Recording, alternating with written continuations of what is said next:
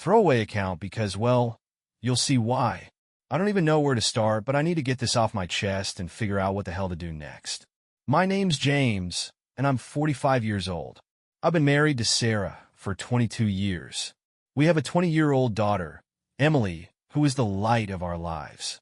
At least she used to be before things started falling apart. Sarah and I met in college.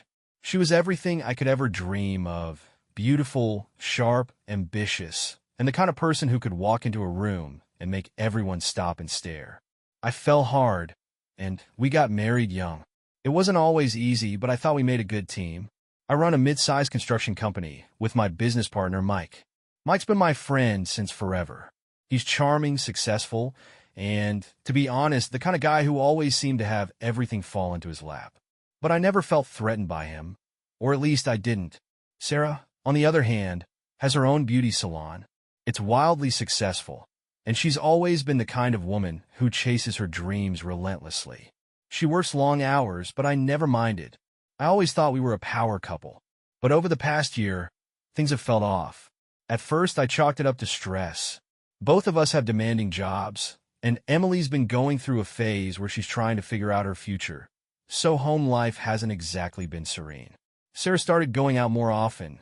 Networking events, she said, or catching up with friends. I started noticing little changes in her behavior. She was on her phone constantly, texting with work clients, and guarding her screen like it held state secrets. She started dressing up more, even when she wasn't heading to the salon. And the intimacy between us? Practically non-existent. Every time I brought it up, she'd brush me off, saying she was just tired or stressed. Looking back, the warning signs were there. I just didn't want to see them. I never imagined that my wife, my Sarah, could be hiding something from me. But the truth has a way of clawing its way out, and it all came to a head one night when I made a mistake that changed everything. I'll leave it here for now. The next part is where things get messy. Let me know if you want me to keep going. It all started with something as mundane as forgetting my laptop charger at the office. Mike and I had been working late on a big project, so I drove back to grab it. Sarah had mentioned she'd be home for the evening, catching up on some admin work for the salon, and Emily was out with friends. When I pulled into the driveway, something struck me as odd. Mike's car was parked there. At first, I thought maybe he'd come over to discuss work. He and Sarah got along well, but I figured he'd at least mention it to me. I walked in quietly, not wanting to make a big deal out of surprising them. As I moved through the house, I heard their voices coming from the living room. They weren't loud, but they weren't whispering either. It sounded casual, like they were sharing a private joke. And then I saw them. Mike was sitting on the couch, leaning in close to Sarah. She had that smile on her face, the one that used to be just for me. She was laughing softly, her hand resting on his knee. My stomach dropped. They hadn't noticed me yet, so I stepped back into the shadows of the hallway, my heart racing. I wanted to confront them right then and there, but part of me hoped I was reading too much into it. Maybe it was just an innocent conversation between two people who'd known each other for years. I decided to leave without making a scene. As much as it killed me, I needed to be sure before I said or did anything. So I went back to the office, pretending I'd never come home. That night, lying in bed next to Sarah, I couldn't sleep. Every laugh, every touch I'd seen played over and over in my head. She didn't mention Mike being over. She didn't say anything at all. I decided to keep an eye on her. I had to know if I was crazy or if my gut feeling was right.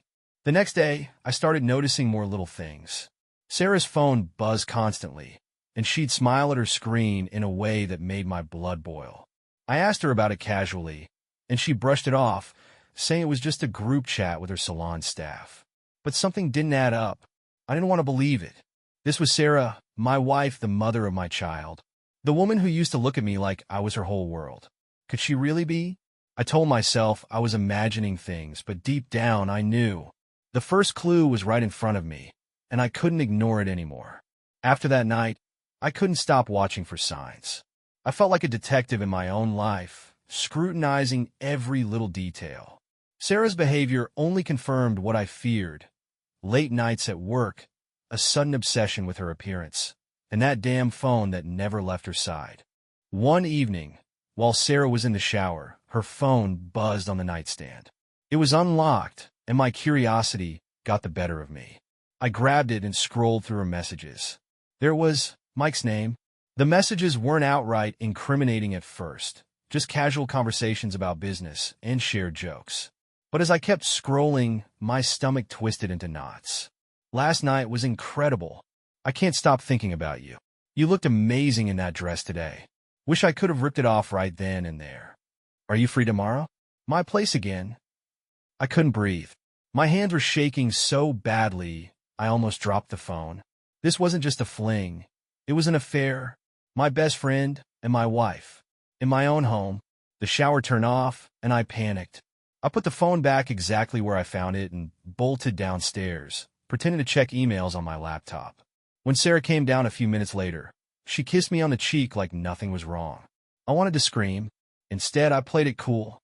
I needed more proof, something undeniable, before I confronted her. So I started digging. The next day, I installed a tracker on her phone. It wasn't something I was proud of, but I needed to know the full extent of what was going on. Over the next week, I learned everything. Their texts became bolder, more explicit. They met up multiple times, sometimes at our house when I was at work, sometimes at his. The betrayal felt like a knife in my gut every single time I read another message or saw another location ping. I couldn't believe it. This wasn't just Sarah's fault. Mike, my business partner, my friend, was just as guilty. I started losing focus at work. Mike acted like everything was normal, flashing that cocky grin of his and cracking jokes like he wasn't screwing my wife behind my back. Every time I saw him, I wanted to punch him, but I held back. I needed to confront them both, and I wanted to be fully prepared when I did. The hardest part was pretending everything was fine in front of Emily. She's so close to both of us, and I couldn't bear the thought of her finding out. She'd always seen us as this perfect family, and the idea of shattering that illusion crushed me. But the truth was out there now, staring me in the face, and I knew it was only a matter of time before everything came to a head. The night I decided to confront Sarah was one of the longest of my life.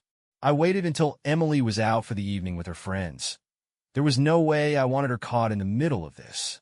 I'd rehearsed what I was going to say 100 times, but when the moment came, my chest felt tight and my palms were sweating.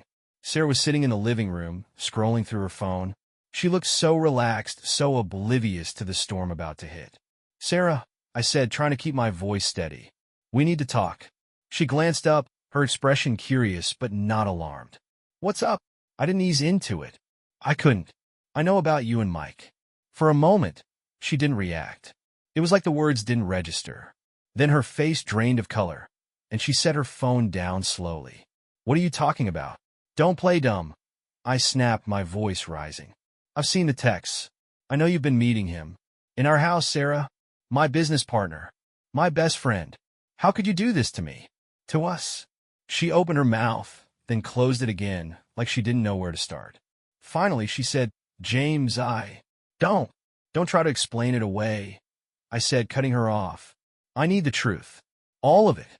For a long moment, she just stared at me. Then she stood up, crossed her arms, and sighed.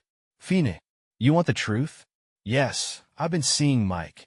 It started a few months ago."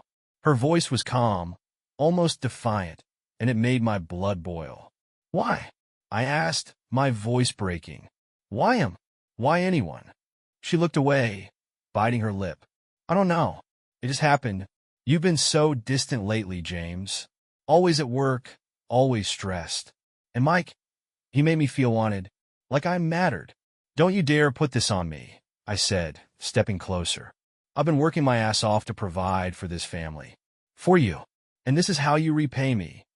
She flinched but didn't back down. "I'm not saying it's your fault, but things haven't been right between us for a long time. You have to see that." "Not right," I repeated, my voice dripping with disbelief. "So, your solution was to sleep with my best friend? You didn't think maybe we should talk about it first?" Her eyes filled with tears, but I didn't feel any sympathy. "Not then." "I'm sorry, James," she said, her voice trembling. "I never wanted to hurt you." "Well, congratulations," I said bitterly. "You didn't just hurt me. You destroyed everything. Our marriage, our family, my trust in you. It's all gone." I stormed out of the house, slamming the door behind me. I didn't know where I was going, but I couldn't stay there, not with her. As I drove aimlessly through the city, my mind raced. Anger, sadness, betrayal. It all hit me at once, wave after wave. I thought about Emily and how I was going to tell her. About Mike and how I was supposed to face him at work. About Sarah and whether there was anything left to save. I didn't have any answers. All I knew was that my life would never be the same. I spent that night in my car, parked in a lot near the river. I couldn't go back home. Not yet. And I wasn't ready to tell anyone else what had happened. My phone buzzed relentlessly with calls and texts from Sarah, but I ignored them all. When the sun finally rose, I knew I had to go back. Emily would be waking up soon, and I didn't want her to know anything was wrong. Not yet. I walked through the front door, exhausted and numb. Sarah was sitting at the kitchen table, her eyes red and puffy. She looked like she hadn't slept either. "James," she started, standing up. "Not now," I said sharply, holding up a hand. "Emily's upstairs." She nodded, biting her lip, and sat back down. I went upstairs to shower and change, trying to collect myself before facing my daughter. Emily greeted me with her usual cheerful smile, completely unaware of the chaos brewing beneath the surface. "Morning, Dad. You're up early." I forced a smile. "Morning, sweetheart. Just had a lot on my mind." As the day went on, I avoided Sarah as much as possible. But avoiding Mike wasn't so easy. We had a meeting scheduled with a client that afternoon, and I couldn't cancel without raising questions. Walking into the office, I felt like I was stepping into enemy territory. Mike greeted me with his usual grin, but all I could see was him with my wife. "You okay, man?" he asked, noticing my stiff demeanor. "Fine," I said curtly, not meeting his eyes. The meeting was a blur. I couldn't concentrate on anything the client was saying, and I kept catching Mike glancing at me, probably wondering what was wrong. After the client left, Mike turned to me. "Seriously, James, what's going on? You've been acting weird all day." I snapped. "You really want to know what's going on?" I said, my voice low but icy. "How about you tell me what's been going on with you and Sarah?" Mike froze, his confident smirk vanishing. "What are you talking about?" "Don't play dumb," I said, stepping closer. "I know everything. The texts, the meetups. You've been sleeping with my wife, Mike." "My wife?" His face turned pale, and he took a step back. "James, Save it," I said, cutting him off. "You were supposed to be my friend, my business partner. And this is how you repay me? By stabbing me in the back." He stammered something about it being a mistake, about not meaning for it to happen, but I didn't want to hear it. "You've destroyed everything," I said, my voice shaking with anger. "Our friendship, my marriage, this company. I don't even know if I can look at you anymore." I walked out before he could respond, slamming the door behind me. Back at home, Sarah was waiting for me, looking as fragile as I'd ever seen her. "We need to talk," she said softly. "For once, we agree," I replied. We sat down in the living room, the tension so thick it was suffocating. "I want to know everything," I said. "How it started, how long it's been going on, everything." She hesitated, then began to speak. And what she told me shattered me all over again. Sarah sat across from me, clutching a throw pillow like it was the only thing keeping her grounded. Her eyes were swollen from crying, but I didn't feel an ounce of sympathy. I was here for answers, not tears. "It started about 6 months ago," she said quietly, her voice barely above a whisper. 6 months, I repeated, the words tasting bitter on my tongue. "That's half a year, Sarah. Do you even realize how long that is? How many lies you've told in that time?" She winced but didn't look away. I know it was wrong, James. I don't have an excuse, but things between us haven't been good for a while." I clenched my fists. "And you think sleeping with Mike was the solution?" "No," she said quickly. "It wasn't like that at first. It started innocently. He'd stop by the salon to check in or grab coffee. We'd talk about work, about life. I guess I felt seen." "Seen?" I snapped. "I've been here, Sarah. I've always been here." "You've been physically here, sure," she said, her voice gaining a sharp edge. "But emotionally? You've been checked out for years. It's like you don't even notice me anymore unless I'm asking about bills or dinner plans." "That's bullshit," I said, standing up. "You don't get to blame this on me." I've been working my ass off to keep this family afloat while you've been sneaking around behind my back." She stood too, her hands trembling. "I'm not blaming you, James. I'm just trying to explain how it happened." Mikey listened. He made me feel like I mattered. "Spare me the romance," I said bitterly.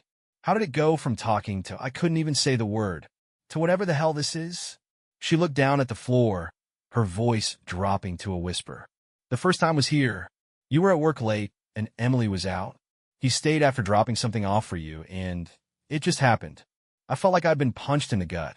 My own home. The place where we'd built a life together. And after that, I demanded, 'How often?'" She hesitated, and that hesitation was all the confirmation I needed. "Sarah," I said, my voice cold. "Maybe once a week," she admitted, tears spilling down her cheeks. "Sometimes more.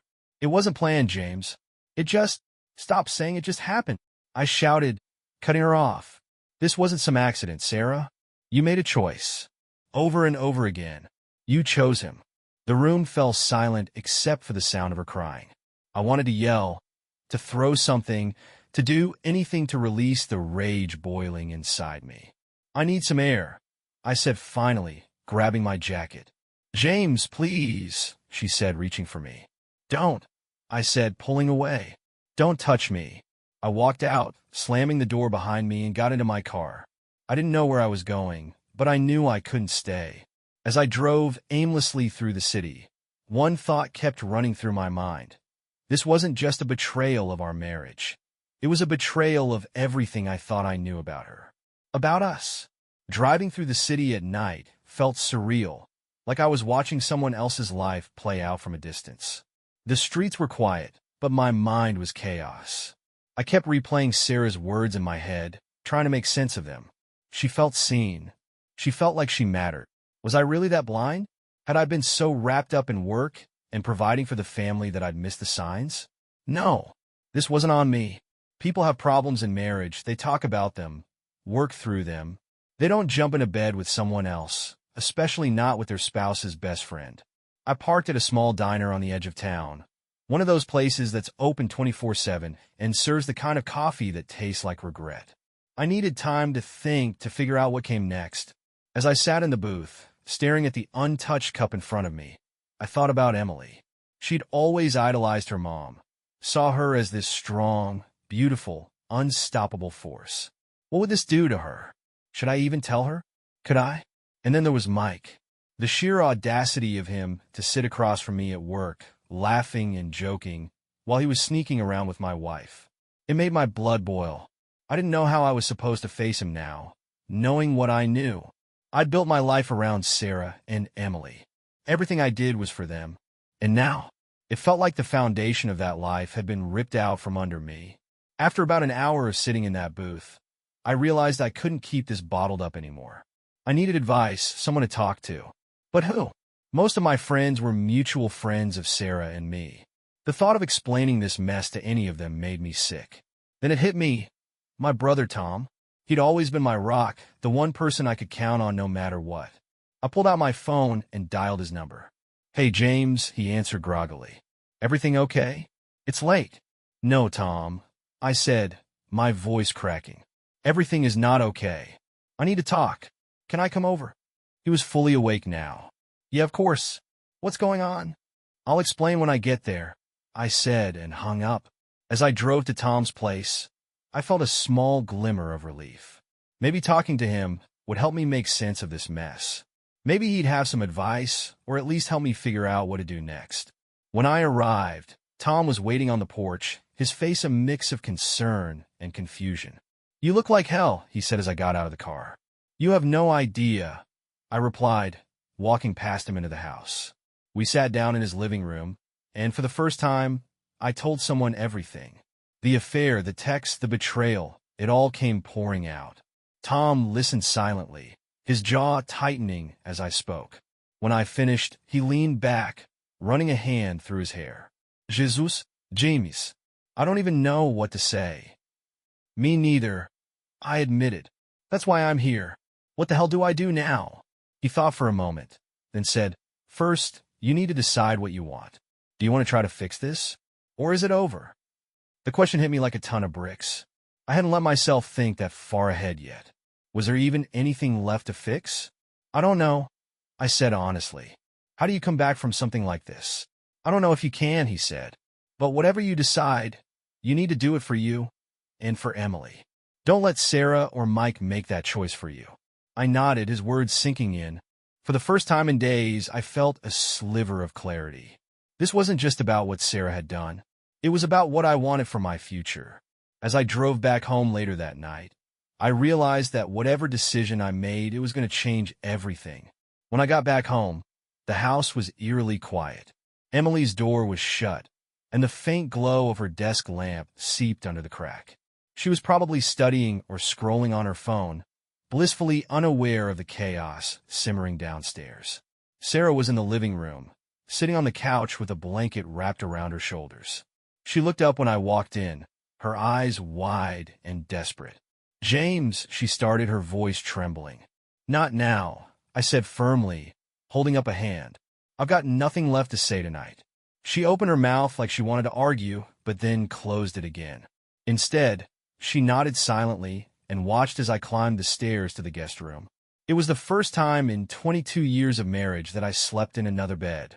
The sheets felt cold, unfamiliar, and suffocating, but I couldn't bear to share a space with her. I lay there staring at the ceiling, running through all the what-ifs. What if I had been home more often? What if I had noticed the signs earlier? What if I had been a better husband? But no matter how much I twisted it, the facts remained the same.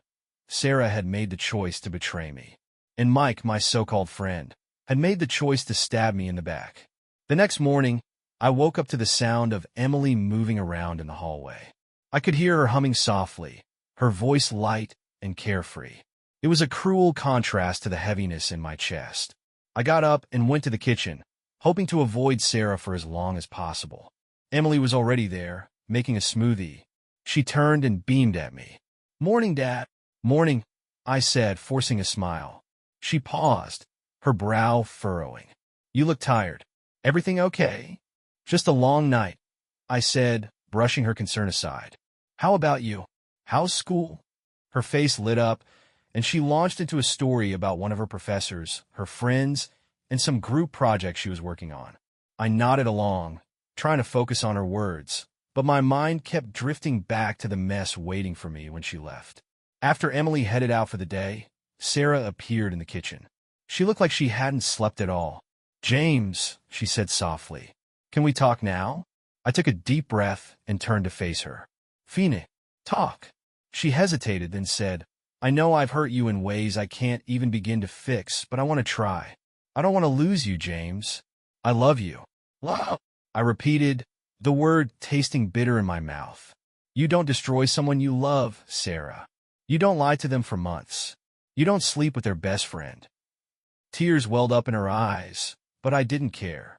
I was done being the one to feel guilty. "I know I don't deserve your forgiveness," she said, her voice trembling. "But I need to try to make things right. For us. For Emily." "Emily doesn't know," I said sharply. "And she's not going to, not yet.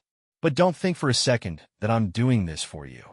"So what now?" she asked, her voice barely above a whisper. "I don't know yet," I said honestly. "But I need time, and you need to stay out of my way while I figure this out." She nodded, looking down at the floor, and for the first time, I saw just how broken she was. But it didn't make me feel better. If anything, it made me angrier. She'd brought this on herself. As she left the room, I sat down at the table and buried my face in my hands. I had no idea how to move forward from here, but one thing was clear. Nothing about this was going to be easy. The next few days were a delicate balancing act. Emily went about her usual routine, blissfully unaware of the tension hanging in the air. Sarah and I barely spoke, keeping our interactions limited to surface-level pleasantries when Emily was around. But every time our eyes met, the weight of everything unsaid pressed down on me. I spent most of my time at the office, avoiding both Sarah and Mike. But avoiding Mike wasn't a sustainable solution, not with our business intertwined the way it was. I had to face him, and I had to decide what I wanted to do next, both personally and professionally. Late one evening, after Emily had gone to bed, I sat down with a notebook and started jotting down everything I needed to consider. It wasn't just my marriage that was on the line. It was my livelihood, my reputation, my family's future. The questions I had to answer. Do I want to try to salvage the marriage? Part of me wanted to walk away and never look back, but the thought of Emily finding out made me hesitate. Would she ever forgive me for breaking up the family, even if it wasn't my fault? What do I do about Mike? Continuing to work with him was out of the question. But dissolving our partnership would be messy, and it could jeopardize the company we'd built together. How do I tell Emily? Keeping this from her felt dishonest, but I wasn't ready to shatter her world yet. As I stared at the list, I realized I needed help. I couldn't navigate this alone. The next day, I called Tom again. "Hey," I said when he answered. "You got time to talk?" "Always," he replied. "What's up?" "I'm trying to figure out what to do," I said. "About Sarah, about Mike, about all of it. I don't even know where to start." "Start with what matters most," Tom said. "What do you want, James? Not what you think Sarah wants or what Emily needs. What do you want?" I thought about his question for a long moment. "I want my life back," I said finally. "But I don't know if that's even possible anymore." "Maybe not the life you had," Tom said. "But you can build a new one. You just have to decide what that looks like." His words hit me harder than I expected. He was right. I couldn't undo what had happened, but I could take control of what happened next. That night, I sat down with Sarah. "We need to talk," I said. She nodded, her expression wary. "Okay, I'm still furious with you," I said, not sugarcoating it. "And I don't know if I can ever forgive you. But for Emily's sake, I'm willing to try. On one condition." Her eyes widened. "What condition?" "Mike's out of our lives," I said firmly. "Completely. I don't care how you do it, but I never want to see or hear his name again." She nodded quickly. "I'll do whatever it takes, James. I swear." It was a small step, but it felt like the first bit of control I'd regained since this nightmare started. The next day, I made a call to my lawyer. If I was going to move forward, whether with Sarah, without her, or without Mike, I needed to know my options.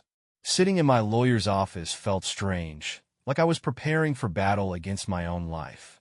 Martin, my lawyer, had been a family friend for years, but I hadn't shared the details of my situation with anyone outside of Tom. After the initial pleasantries, I cut straight to the point. "Martin, I'm in a mess.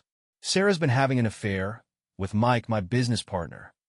His eyebrows shot up, but he kept his tone professional. "That's complicated. I'm sorry to hear that, James. Let's talk through your options. Are you leaning toward divorce?" I sighed, running a hand through my hair. "I honestly don't know. I'm trying to figure out what's best for Emily, but I need to protect myself too. If this does end in divorce, what am I looking at?" Martin nodded, pulling out a notepad. "Okay, let's break it down. First, there's the division of assets. How are the finances between you and Sarah? Joint accounts? Any prenuptial agreement?" "No prenup," I admitted, "but we've mostly kept our finances separate. Sarah has her beauty salon, and I've got the construction company with Mike." "That makes things slightly cleaner," Martin said. "But the business partnership complicates it. You'll need to address that separately. If you decide to divorce, we'll have to ensure Sarah has no claim over the company, especially if Mike remains involved." "Mike's not staying involved," I said flatly. "One way or another, he's out." Martin looked at me carefully. "That's a bold move. Do you think he'd buy out your share? Or would you consider buying him out instead?" I hadn't thought that far ahead. The company was profitable, and walking away from it would mean starting over from scratch. But working with Mike after what he'd done? That wasn't an option. "I'll figure it out," I said. "But I need to know what happens if I kick him out. Can he fight me on it?" "Legally, it depends on your partnership agreement," Martin said. "If you don't have clauses for dissolution due to personal disputes, it could get messy. You might want to consider mediation before taking drastic steps." I leaned back in my chair, my mind spinning. "And what about Emily?" I asked. "I don't want her getting dragged into this more than necessary." "Emily's an adult, so custody isn't an issue," Martin said. "But emotionally, it's another story. You'll need to decide how much to tell her, and when. Keeping her out of the loop might protect her in the short term, but if she finds out later, she could resent both of you for hiding it." I nodded slowly. That was my biggest fear, breaking her trust. "James," Martin said gently, "you're in a tough spot. But the key is to make decisions based on what's best for you and Emily. If you want to save the marriage, we can explore legal strategies to protect your assets and renegotiate boundaries. If you're done, I can help you navigate a clean break. But the business? That's going to need serious thought. I left his office with a head full of questions and a folder of paperwork. The legal path ahead was clear, but emotionally, I was more lost than ever. Back at home, I found Sarah in the kitchen, sipping coffee. She looked up when I walked in, her expression a mix of hope and dread. "Where were you?" she asked cautiously. "Talking to a lawyer," I said, watching her reaction. Her face fell, and for a moment, she looked like she might cry again. But she didn't. Instead, she nodded. "I understand. Do you?" I asked, my voice harder than I intended. "Because I'm still not sure you grasp the damage you've done. This isn't just about us, Sarah. It's about everything we built. Our family, our future, my business. And you let it all go for what?" Him. She didn't answer, just stared down at her coffee cup. "I'm giving you a chance to fix this," I said finally. "But if you're not all in, tell me now. Because I won't waste any more of my time on half-truths or excuses." She looked up, her eyes shining with determination. "I'm all in, James. I swear." For the first time, I saw a flicker of the woman I'd fallen in love with. But was it enough? The days that followed were tense and exhausting. Sarah seemed committed to making amends. She stopped going out late, deleted Mike's number in front of me, and promised to cut all ties with him. But words were cheap, and my trust in her was shattered. Emily, oblivious to the turmoil, continued to fill the house with her usual energy. Every laugh, every innocent question about dinner plans felt like a knife twisting in my chest. I knew the time was coming when I'd have to tell her something, but I wasn't ready yet. At work, the atmosphere was unbearable. Mike acted normal, like nothing had happened, which only fueled my anger. I avoided him as much as possible, but the tension was palpable. Finally, I decided it was time to confront him one last time, on my terms. I asked him to meet me after hours at the office. He looked surprised but agreed. When he walked into my office, I didn't bother with small talk. "Mike," I said, my voice steady but cold, "we need to talk." He nodded, sitting down across from me. "Yeah, I figured. I've made a decision," I said. "You're out of the company." His eyes widened. "James, wait. Don't do this. We've built this business together. Don't throw it all away because of a mistake." "Mistake?" I repeated, my voice rising. "You didn't accidentally trip and fall into my wife's bed, Mike. This wasn't one drunken night. It was 6 months of lies and betrayal." He tried to argue, to defend himself, but I wasn't interested. "We can do this the easy way or the hard way," I said. "Sell me your share, or I'll make your life hell. You think anyone in this industry will work with you when they find out what you've done? I'll make sure your reputation is ruined." He looked stunned, but he knew I wasn't bluffing. Finally, he nodded. "Fine, I'll sell. But this is going to take time, James. It's not as simple as signing a piece of paper." "Then start the process," I said. "The sooner you're out of my life, the better." He left the office looking defeated, and for the first time in weeks, I felt a small sense of victory. It didn't undo what had happened, but it was a step toward taking back control of my life. When I got home that night, Sarah was waiting for me in the living room. "How did it go?" she asked cautiously. "He's out," I said simply. She nodded, her expression unreadable. "And us? What happens next?" I sat down across from her, rubbing my temples. "I don't know, Sarah. I'm trying, but every time I look at you, all I see is him. I don't know if I can get past that." Tears filled her eyes, but she didn't say anything. "I'm not making any promises," I said. "But for Emily's sake, I'm willing to try. Counseling, therapy, whatever it takes. But you need to be honest with me, Sarah. No more lies. No more secrets." She nodded quickly. "I'll do whatever it takes, James. I swear." For the first time, I felt a flicker of hope. It was faint, fragile, but it was there. Maybe we could rebuild, piece by broken piece. Or maybe we couldn't. Only time would tell. The next week felt like walking a tightrope over a pit of emotions. Sarah and I began the painful process of trying to rebuild something out of the ashes of our marriage. She found a couples therapist, and we scheduled our first session. I wasn't sure if it was going to help, but it was a step, and I figured we owed Emily and ourselves that much effort. The tension in the house was suffocating. Emily started to pick up on it, asking questions like, "Is everything okay with you and Mom?" Her concerned tone broke my heart, but I kept lying, telling her everything was fine. The first therapy session was brutal. The therapist, a calm and composed woman named Dr. Reed, asked us to share what brought us there. Sarah spoke first, admitting her affair in shaky but determined tones. Hearing her say it out loud, to a stranger, made it feel even more real.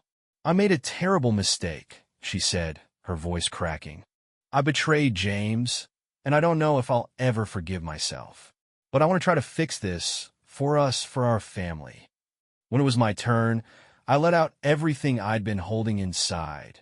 The anger, the betrayal, the sheer disbelief that the woman I thought I knew could hurt me this way. "I don't even know who I'm sitting next to anymore," I admitted. "And I don't know if I can ever trust her again." Dr. Reed nodded, her expression neutral but attentive. "Rebuilding trust after an affair is one of the hardest things a couple can go through. It's not impossible, but it will take time and a lot of effort from both of you. James, do you feel ready to commit to that process?" The question hung in the air. Sarah was looking at me, her eyes pleading, but I couldn't give her an answer. "I don't know," I said finally. "I'm here because I want to try, but I'm not making any promises." The session ended with Dr. Reed giving us some exercises to do at home, ways to communicate better, to start rebuilding our connection. But when we left, the tension between us was still palpable. Meanwhile, things at work were shifting. Mike had agreed to start the buyout process, but it wasn't immediate. I still had to see him almost daily, and every interaction felt like a test of my self-control. The man who'd once been my closest friend was now a stranger I wanted nothing more than to erase from my life. One evening, after another silent dinner with Sarah, I sat Emily down in the living room. "Dad, what's going on?" she asked, her voice tinged with worry. I took a deep breath. "Emily, there's something you need to know. Your mom and I were going through a rough time.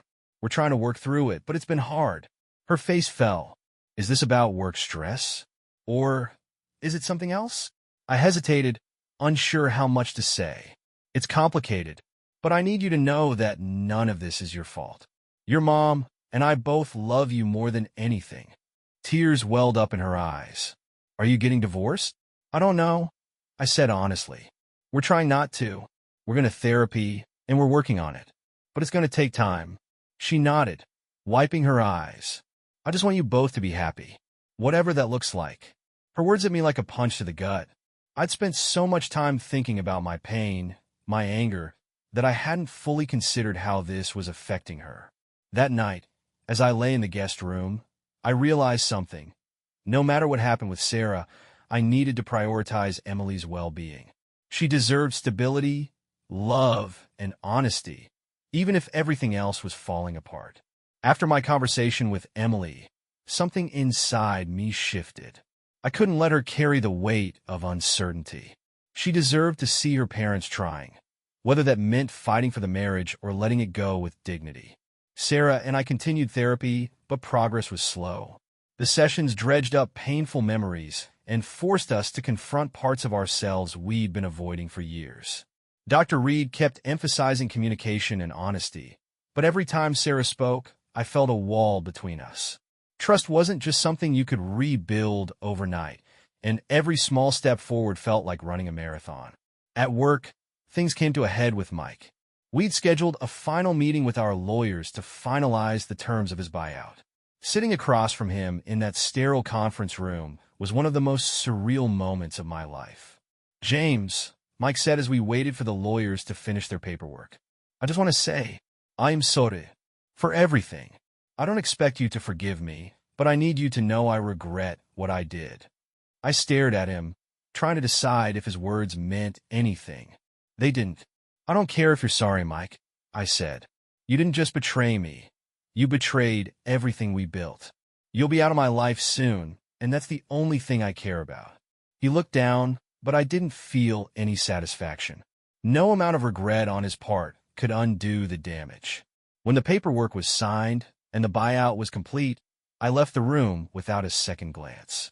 The company was mine now, but it felt like a hollow victory. Back at home, Sarah asked me how it went. "He's gone," I said simply. She nodded, not pressing further. I could see the guilt etched into her face, but I didn't have the energy to console her. That night, during one of our therapy sessions, Dr. Reed asked a question that cut through the fog of anger and sadness. "James, do you still love Sarah?" The room went silent. Sarah's eyes locked on mine, her expression unreadable. "I don't know," I admitted. "I love the woman I married. But after everything that's happened, I don't know who she is anymore. And I don't know if I can ever love the person she's become." Sarah's face crumpled, and tears streamed down her cheeks. She didn't try to defend herself or argue. She just cried. "Dr. Reed turned to Sarah. "And you, Sarah? Do you love James?" "Yes," she said without hesitation. "I've made unforgivable mistakes, but I've never stopped loving him. I lost sight of what mattered. Of him. Of us." The rawness of her words shook me. For the first time, I saw the depth of her regret, not just for what she'd done, but for how far we'd drifted apart before it even happened. As we drove home that night, the silence between us felt different. Not lighter, exactly, but less suffocating. When we pulled into the driveway, Sarah turned to me. "James, I know I don't deserve a second chance, but if you're willing to give me one, I'll spend the rest of my life earning back your trust." I didn't answer right away. I wasn't ready to forgive her, but I wasn't ready to walk away either. "I don't know what the future holds," I said finally. "But for now, we keep trying. For Emily. For us. For whatever's left."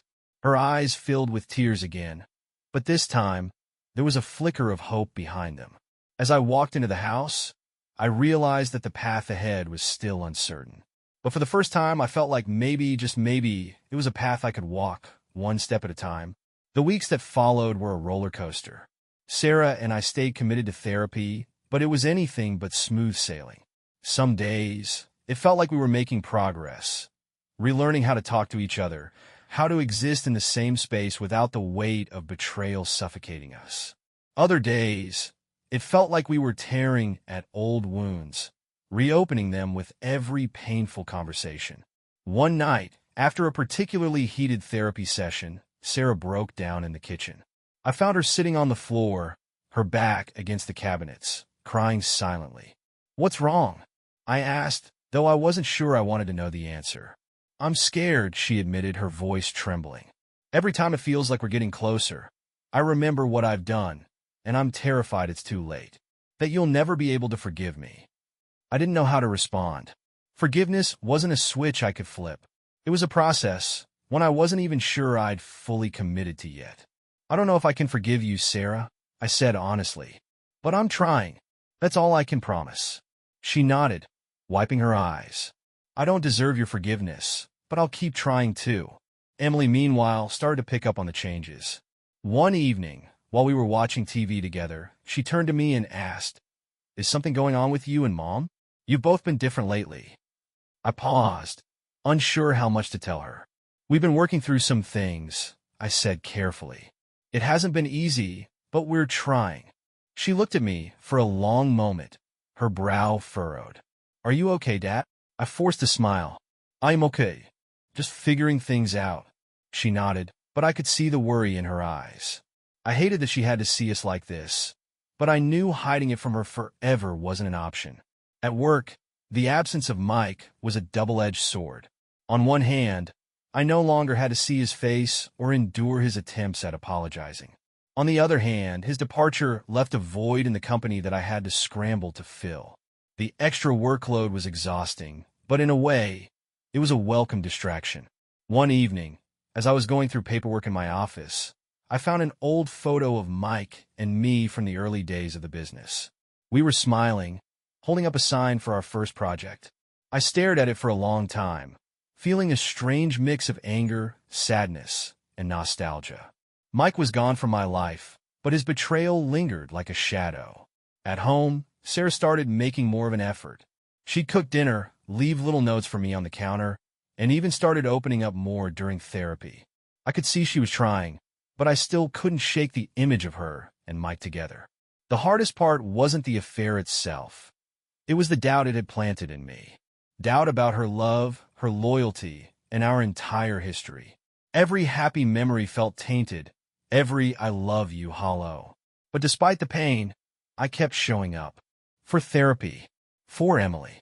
For the chance, however slim, that we could rebuild something real. One night, as we sat on the couch watching a movie, Sarah reached for my hand. For a moment I hesitated, but then, slowly, I let her take it. It wasn't forgiveness. It wasn't trust. But it was something. Months passed, and life began to settle into a new rhythm. It wasn't the life I had before the affair, and it wasn't the life I'd envisioned for my family, but it was something. Therapy continued to be a cornerstone of our progress. Sarah and I slowly began to rebuild communication, though it was far from perfect. Trust was still a distant goal, but the effort she put in was undeniable.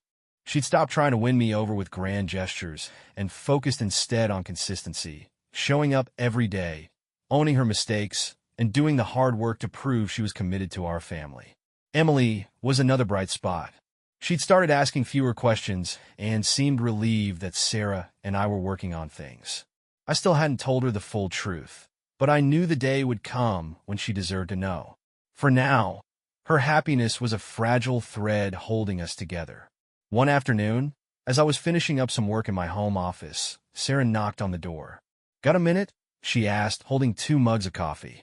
I nodded, gesturing for her to sit. She handed me a mug and sat across from me. "I've been thinking a lot about us," she said, her voice steady but soft. "About what I've done and what it'll take to make things right. I know I can't undo the past, but I want to build a future with you. A better one. If you're willing." Her words were heartfelt, but they didn't erase the pain. Still, there was something different about her now, something more grounded, more real. "I'm not ready to forgive you," I said, meeting her eyes. "But I'm willing to keep trying. For Emily. For us. For me."